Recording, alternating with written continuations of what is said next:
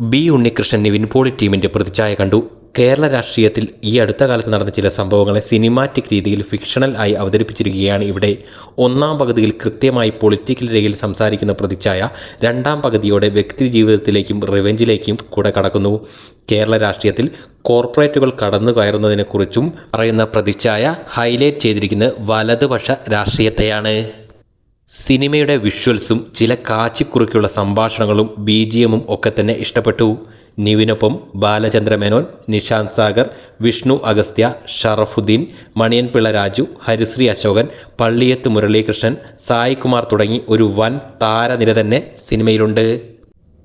In short, ഒരു കേരള രാഷ്ട്രീയ നേതാവിൻ്റെ ജീവിതത്തെയും കേരള രാഷ്ട്രീയത്തിലെ കോർപ്പറേറ്റുകളുടെ റോളിനെയും ഒക്കെ ടച്ച് ചെയ്തു പോകുന്ന ഒരു ത്രില്ലർ മോഡിൽ കഥ പറഞ്ഞിരിക്കുന്ന സിനിമയാണ് പ്രതിച്ഛായ. ബോറടിയില്ലാതെ കണ്ടിരിക്കാവുന്ന സിനിമ. ഇഷ്ടപ്പെട്ടു.